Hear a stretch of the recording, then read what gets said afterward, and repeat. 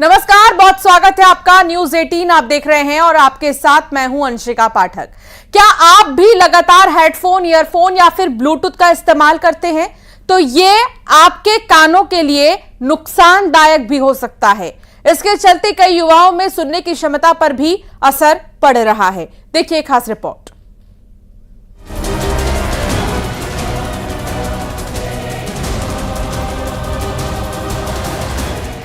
अक्सर लोग गाना सुनने के लिए ईयरफोन या हेडफोन का इस्तेमाल करते हैं। जिस तरह से टेक्नोलॉजी एडवांस होती जा रही है, ब्लूटूथ का चलन भी बढ़ता जा रहा है। लेकिन क्या आपको पता है कि लगातार ईयरफोन या हेडफोन का इस्तेमाल आपको मुश्किल में डाल सकता है। एक्सपर्ट्स के मुताबिक आपके सुनने की क्षमता भी प्रभावित हो सकती है। ऑफिस की मीटिंग हो या ऑनलाइन क्लास, हर काम के लिए ईयरफोन का इस्तेमाल हो रहा है। आप नहीं जानते होंगे, लेकिन इससे कहीं न कहीं कानों के साथ खिलवाड़ हो रहा है।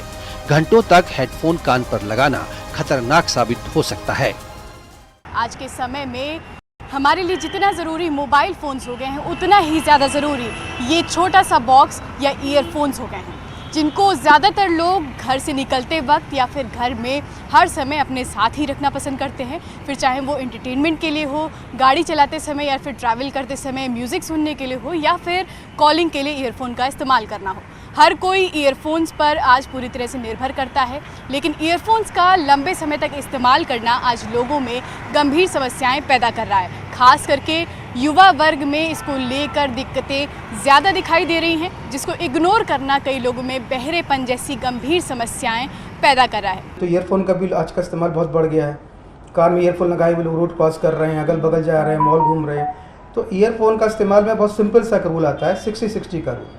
60 का रूल मतलब कि जो ईयरफोन की फुल कैपेसिटी है, उस वॉल्यूम का 60% का इस्तेमाल करें और 60 मिनट्स के बाद कान को फिर आराम दें। यानी बीच में जो आपका हाई फ्रिक्वेंसी जो हियरिंग लॉस है, उसको आपको रोकना है।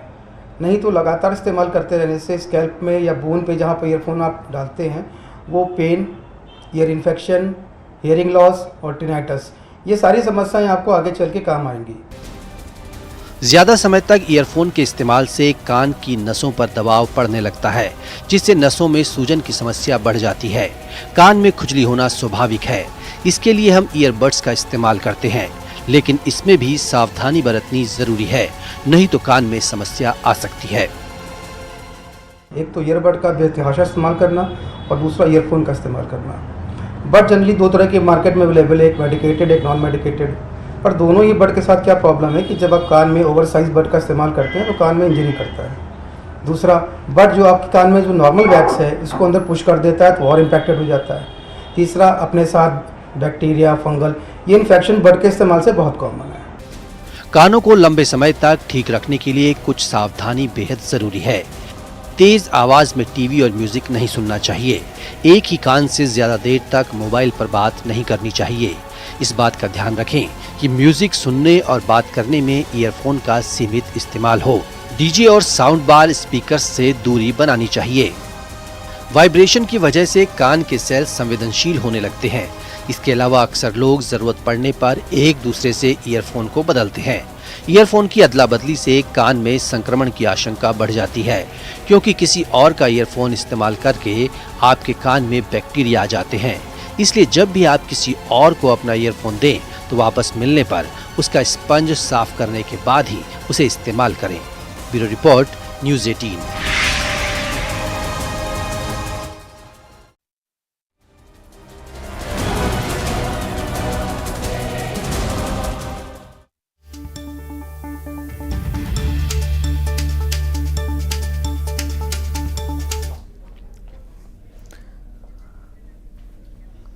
इस वक्त आधा भारत जल प्रहार की मुसीबत का सामना कर रहा है। क्या पहाड़, क्या मैदान, हर जगह से सैलाब की दिल दहला देने वाली तस्वीर सामने आ रही है। यूपी के हालात काफी खराब हैं। बारिश, बाढ़ और बिजली गिरने से बीते 24 घंटे में वहां 18 लोगों की मौत हो गई। श्रावस्ती, बलरामपुर और लखीमपुर खीरी जैसे 12 जिलों के 633 गांव बाढ़ से प्रभावित हो चुके हैं। मुख्यमंत्री योगी आदित्यनाथ ने बलरामपुर और श्रावस्ती जिले का हवाई सर्वे किया है। देखिए रिपोर्ट।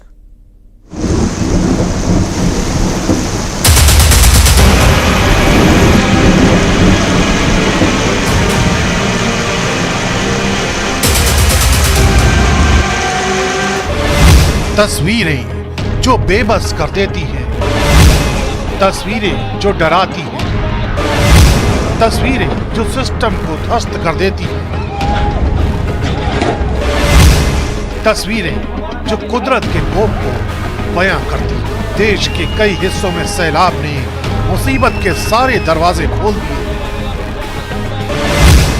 जहां नजर जाएगी लोग सैलाब से जूझते दिखाई देंगे। संकट की इस घड़ी ने लाखों परिवारों को त्रासदी का चश्मदीद बना दिया।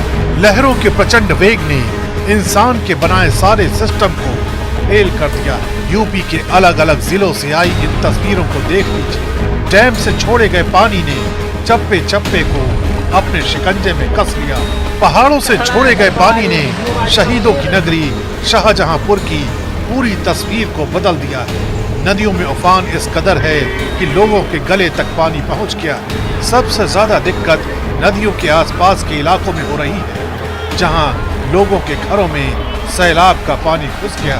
जहां पहले गाड़ियां सर पर दौड़ा करती थी, अब वहां एनडीआरएफ की नाव के जरिए लोगों का रेस्क्यू किया जा रहा है। खतरे के निशान को पार कर चुकी नदियां लगातार लोगों को डरा रही, क्योंकि इस सैलाब की वजह से यहाँ पूरा जनजीवन तहस नहस हो चुका है। हमारा मकान खुद डूब गया। हमारे मकान में 3 फुट पानी है और निरंतर कल ट्रैक्टर से हमने निकाला गया हम सब लोगों को। आंकड़े बता रहे हैं कि यूपी के 12 जिलों के 633 गांव बाढ़ से प्रभावित हैं। पीलीभीत, लखीमपुर खीरी, श्रावस्ती, बलरामपुर, कुशीनगर, बस्ती, शाहजहांपुर, बाराबंकी, सीतापुर, गोंडा, सिद्धार्थनगर और बलिया जैसे जिलों में बाढ़ से लोग त्राही त्राही कर रहे हैं। ऐसे ही हालात की वजह से 24 घंटे में 19 लोग अपनी जान गंवा चुके हैं। लखीमपुर खीरी के रहरी कला गांव में सैलाब कहर बरपा रहा है। बाढ़ का पानी हदों के पार जा चुका है। यहाँ एक भी घर ऐसा नहीं है जो सैलाब से सुरक्षित बचा हो। कभी जहाँ पक्की बनी हुई सड़क साफ दिखाई देती थी, वहाँ 10 फीट से ज्यादा पानी चल रहा है और उस पानी पर नाव का ही सहारा है। इस वक्त जिस नाव पे हम बैठे हुए हैं और जो नाव जिस रास्ते से जा रहा है, दरअसल ये एक डांबड़ का बना हुआ सड़क यानी पक्की सड़क था। लोग इस गांव के इसी सड़क के जरिए जो है हाईवे तक पहुंचते थे, नेशनल हाईवे तक। लेकिन बाढ़ की वजह से ये पूरा इलाका जो है जलमग्न हो गया। यहाँ के पंचायत सदन का भी हाल देख लीजिए, जो पूरी तरह सैलाब में समा चुका है। किस तरीके से पंचायत सदन पूरी तरीके से बंद है और कितना पानी पंचायत सदन के अंदर है, वो तस्वीरें हम आपको दिखा रहे हैं। देखिए, ये पंचायत सदन है रहरियापुर गांव का। यहाँ ये दफ्तर है सरकारी और यहाँ पर आकर सरकारी बाबू बैठा करते थे, लेखपाल वगैरह। लेकिन आज के तारीख में पिछले 4 दिनों से यह बंद है, क्योंकि 10 फीट से भी ज्यादा पानी जो है इस वक्त यहाँ पर अंदर पंचायत भवन में है। क्या घर, क्या अस्पताल, यहाँ सब कुछ डूबा है। एक तरफ अस्पताल है, देखिए अस्पताल पूरी तरीके से यहाँ पर डूबा हुआ। मैक्सिमम हिस्सा, पहली मंजिल का बस थोड़ा सा ही हिस्सा बचा हुआ है जो पानी में अभी तक डूबा नहीं है। ये देखिए दूसरी एक तस्वीर हम अभी आपको और दिखा रहे हैं। दूसरी एक तस्वीर, दूसरी तरफ देखिए एक घर जो पूरी तरीके से पानी में डूबा हुआ है। मतलब जहाँ भी पैन होगा केवल आपको पानी ही पानी दिखेगा, बाढ़ का पानी। और यहाँ पर से देखिए, यहाँ से ये घर है, हर तरफ कुछ लोग ही मात्र इस गांव में हैं, बाकी सब यहाँ से पलायन कर गए हैं, सब छत पे हैं। तो कोई निकालने के लिए नहीं आया आपको, क्योंकि आपके गांव में तो सब लोग निकल गए हैं। नहीं निकाले को नया हुआ है। मुसीबत का आलम यह हो चुका है कि लोग छतों पर अपना जीवन गुजारने को मजबूर हैं। ये भी घर पूरी तरीके से पानी भरा हुआ है। मैं इस घर में भी एंटर करने, ये क्या था आपका, ये कौन सा रूम था, इस कमरे में क्या करते थे? इसमें रहते हैं। इसमें, अच्छा बेडरूम था आपका। तो यहाँ जरा बेडरूम की तस्वीरें देखिए, पूरी तरीके से जलमग्न हो चुका है। घर तो आपने बहुत ऊंचाई में बनाई थी। हाँ, घर ऊंचा रहा, पानी बहुत ज्यादा आया है। कैसे बाढ़ के पानी में डूब चुका है। जाहिर तौर पे लकड़ी का है तो बाढ़ का पानी में डूबेगा और कई दिनों से, पिछले 4 दिनों से ये डूबा हुआ है तो ये खराब हो जाएगा। और हाँ, ये बेडरूम का हिस्सा है। ये एक छोटा सा आप बता सकते हैं कि इसमें सामान वगैरह रखते हैं, बड़ा सा बक्सा टाइप है यहाँ पर, इसमें सामान वगैरह रखते हैं। और जो बेडशीट वगैरह है, जो कपड़े हैं, उसे ऊपर की तरफ रखा है। सिद्धार्थ नगर से आई ये तस्वीरें भी देख लीजिए। यहाँ सैलाब एक नव दंपति के लिए मुसीबत बन गया। नेपाल से आए पानी ने तटीय इलाके को घेर लिया, जिसका नतीजा ये हुआ कि दूल्हा दुल्हन को विदाई के दौरान नाव का सहारा लेना पड़ा। उधर बिहार के कई जिलों में भारी बारिश को लेकर अलर्ट जारी किया गया है। पश्चिमी चंपारण, पूर्वी चंपारण, गोपालगंज, सिवान और शिवहर में रेड अलर्ट जारी किया गया है। छपरा, मुजफ्फरपुर, सीतामढ़ी, दरभंगा और पूर्णिया में बहुत भारी बारिश को लेकर ऑरेंज अलर्ट है, जबकि वैशाली, समस्तीपुर, सहरसा, मधेपुरा और कटिहार में येलो अलर्ट जारी किया गया है। यानी आने वाले दिन और ज्यादा चुनौतियों से भरे हो सकते हैं। मध्य प्रदेश के कई इलाकों में तेज बारिश मुसीबत का सबब बन चुकी है। कटनी में भारी बारिश के बाद जगह जगह पानी भर गया है, जिसकी वजह से वहां एक स्कूल बस के खराब होने की खबर आई है। बस पानी में आधे से ज्यादा डूबी हुई दिखाई दी। पानी के बीचों बीच जब खराब हुई बस तो उसमें स्कूल के बच्चे भी सवार थे। एमपी के हरदा में जमकर बारिश हुई, जिसकी वजह से वहां की गंजाल नदी में उफान आ गया और नदी पर पुल न होने की वजह से वहां के लोग जान जोखिम में डालकर नदी को पार करने के लिए मजबूर रहे। मनेंद्रगढ़ से अंबिकापुर जाने वाले नेशनल हाईवे पर तेज बारिश के बाद पानी भर गया, जिसकी वजह से वहां से आने जाने वाले लोगों को खासी परेशानी हो रही है। स्कूटर और मोटरसाइकिल से चलने वाले लोग जान जोखिम में डालकर वहां से गुजर रहे हैं। जायजा लिया न्यूज 18 के संवाददाता ने।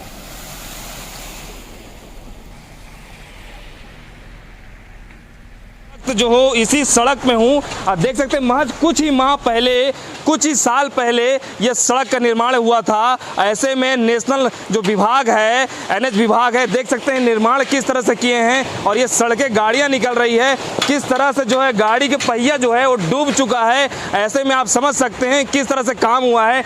स्थानीय लोग हैं वो मौजूद हैं, उनसे हम बात करते हैं। देख सकते हैं ये जो सामने जो आ रही है ये स्कूटी किस तरह से डूबती नजर आ रही है। इनकी पहिए जो है डूब चुके हैं। हमारे साथ कुछ लोग मौजूद हैं, उनसे हम बात करते हैं कि किस तरह से जो है यहाँ पे नाली निर्माण हुआ है और किस तरह की समस्या जो है उनको यहाँ पे आती है। बताएंगे किस तरह की समस्या यहाँ आ रही है। यहाँ पूरी सड़क जो है तालाब बन चुकी है। जब से ये सड़क बनी है और डिवाइडर बना है तब से यहाँ पे नालियों के ऊपर ओवरफ्लो पानी होता है और उसके बाद दूसरे तरफ से जाने वाले डिवाइडर के जब गाड़ियाँ तेज़ी से निकलती है तो उस तरफ जाने वाला व्यक्ति एक्सीडेंट कई बार हो चुका है उसका, क्योंकि इधर से पानी उस तरफ चला जाता है और ऊपर से जाता है तो उधर के व्यक्ति अलर्ट नहीं होता है। आप देख रहे हैं अभी कितना ज़्यादा जल भराव है। स्थानीय देख सकते हैं कि किस तरह से आम जन जो है परेशान है और ये जो पानी जल भराव जो है महज कुछ ही देर में जो बारिश हुई थी, महज कुछ ही देर बारिश हुई है उसमें यह जल भरा हुआ है। बीजापुर के धनगोल पंचायत के लोगों ने हर जिम्मेदार का दरवाजा खटखटाया, लेकिन कोई समाधान नहीं दिला पाया। इसके बाद गांव वालों ने अपनी जरूरत को जिद और फिर जुनून बना लिया और तैयार कर लिया लकड़ी का पुल।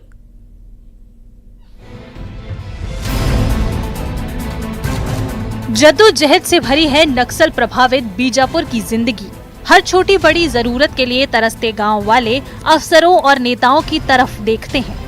बीजापुर के मुख्यालय भोपाल पट्टनम को जोड़ते नेशनल हाईवे से सिर्फ 3 किलोमीटर दूर है धनगोल गांव, जहां कच्ची सड़क पर बना पुल 5 साल पहले ढह गया। अब जब बारिश होती है तो गांव बाकी इलाकों से कट जाता है। 50 परिवारों तक एम्बुलेंस तो दूर, बाइक का पहुंचना भी मुश्किल है। सरपंच नागया समेत गांव वाले दफ्तरों से लेकर नेताओं तक गुहार लगाते रहे, लेकिन कोई हल नहीं निकला। लिहाजा गांव वालों ने खुद ही लिया एक फैसला। 100 रुपए जोड़े और टूटी पुलिया में लकड़ी लगाने का काम शुरू कर दिया गया। टूट के 3 से 4 साल से ज़्यादा हो गए ये पुलिया।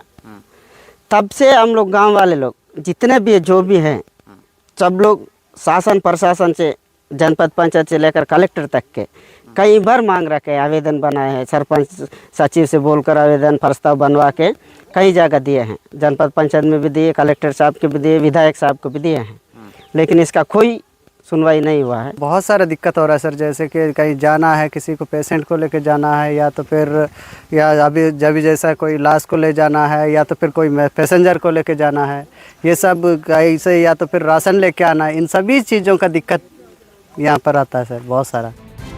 ऐसा नहीं है कि मुसीबतें नहीं आई, लेकिन मिलकर किया गया मुकाबला और तैयार हो गया एक अदद पुल।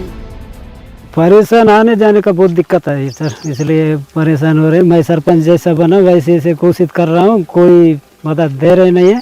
अब लकड़ी वाला पुल बनाने चाह रहे हैं हम लोग, क्या करेंगे। ग्रामीणों के चंदे और श्रमदान से ये पुल बनकर तैयार हुआ है। इन ग्रामीणों की तारीफ की जानी चाहिए। इन्होंने अपनी परेशानी का खुद हल निकाला है और अपने लिए खुद पुल बनाया है। बीजापुर से न्यूज़ 18 के लिए विश्वभरण शुक्ला के साथ ब्यूरो रिपोर्ट। जगदलपुर में दोहरे हत्याकांड का पुलिस ने खुलासा किया और घायल बेटे ने पूरी साजिश रची थी। पैसों को लेकर मां और बड़े भाई की उसने हत्या कर दी। सिगरेट पीने को लेकर भाई से विवाद हुआ था। बर्तन से मां और भाई के सिर पर हमला किया था। बाद में रस्सी से दोनों का गला घोंट दिया, फिर खुद को भी घायल किया। पुलिस ने आरोपी को गिरफ्तार कर लिया है।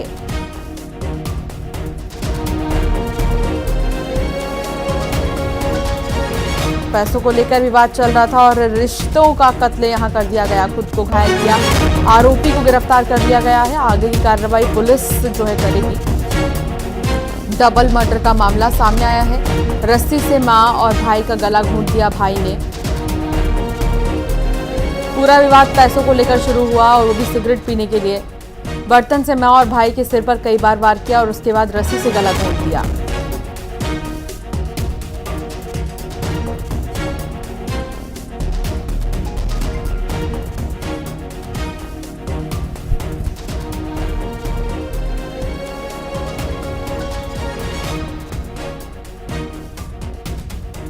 श्रीनिवास संवाददाता साथ जुड़ चुके हैं। श्रीनिवास, क्या जानकारी, क्या कुछ कार्रवाई की जा रही है? देखिए, माँ बेटे की दोहरे हत्याकांड को लेकर शहर में काफी आक्रोश बढ़ा हुआ था और इस हत्याकांड को लेकर पुलिस हर एंगल में जांच कर रही थी। पुलिस ने इस घटना को लेकर 4 टीम गठित की थी, जो 4 टीम अलग अलग दिशा में काम कर रही थी। जो आरोपी है वो जो घायल हुआ था, जो हत्या करने के बाद उससे पूछताछ कर रही थी और उसके बयान को, जो बयान दे रहा था वो बयान बार बार बदल रहा था। ऐसे में पुलिस को शक हुआ कि जो घायल हुआ था बेटा खुद ही सख्ती से पूछताछ की, तो उन्होंने अपराध स्वीकार किया और कहा कि मैंने ही अपनी माँ और भाई की हत्या की है, क्योंकि लोन को उसके ऊपर काफी कर्ज हो चुका था और पारिवारिक विवाद भी था। ऐसे में बड़े भाई से आए दिन उसकी अनबन बनी रहती थी, जिसको लेकर भाई से घटना के देर रात ही सिगरेट पीने को लेकर विवाद हुआ और उसने आवेश में आकर अपने भाई से बर्तन से वार किया और उसके बाद माँ जब पहुंची तो माँ पर भी हमला करते हुए दोनों को रस्सी से गला घोंटकर हत्या कर दी। पुलिस ने सभी मामले को लेकर जांच में जुटी थी और आरोपी ने जब कबूल किया तो स्वीकार किया कि उसने पैसे को लेकर और लालच को लेकर ये हत्या की है। जी, बहुत शुक्रिया श्रीनिवास जानकारी साझा करने के लिए। और अब बात मंडला की करेंगे, जहां अस्पताल के ब्लड बैंक में जरूरतमंदों को 3 से लेकर 4 हजार तक में खून बेचे जाने की शिकायत के बाद हुई कार्रवाई के बाद हड़कंप मचा है। अनुबंधित फर्म के 3 कर्मचारियों की सेवा खत्म करने के साथ ही 11 कर्मचारियों को कारण बताओ नोटिस जारी हुआ है। इतना ही नहीं, ब्लड बैंक में सक्रिय माफिया प्रदीप बरमैया के खिलाफ FIR दर्ज की गई है। FIR दर्ज होते ही ब्लड माफिया प्रदीप बरमैया भूमिगत हो गया है, अंडर ग्राउंड हो चुका है और ऐसे में तलाशी अभी जारी है।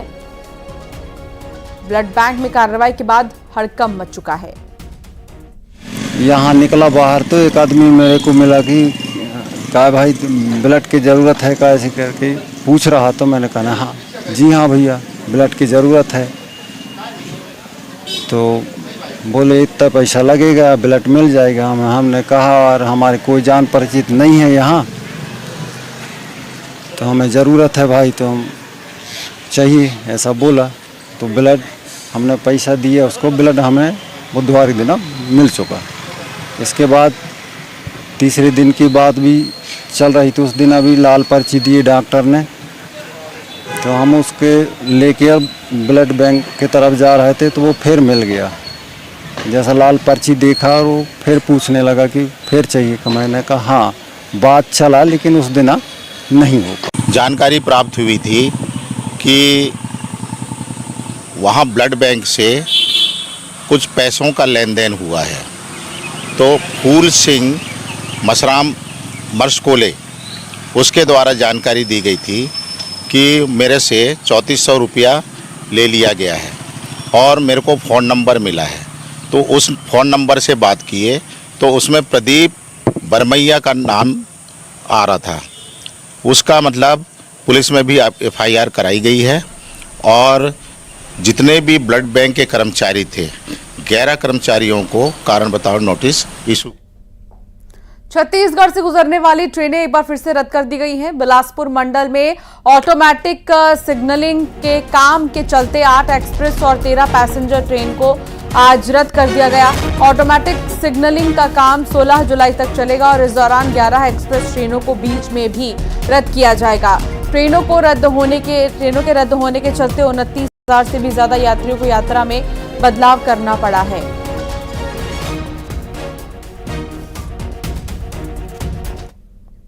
और चलिए अब एक नजर टॉप 20 खबरों की ओर। कल अयोध्या दर्शन के लिए जा सकते हैं सीएम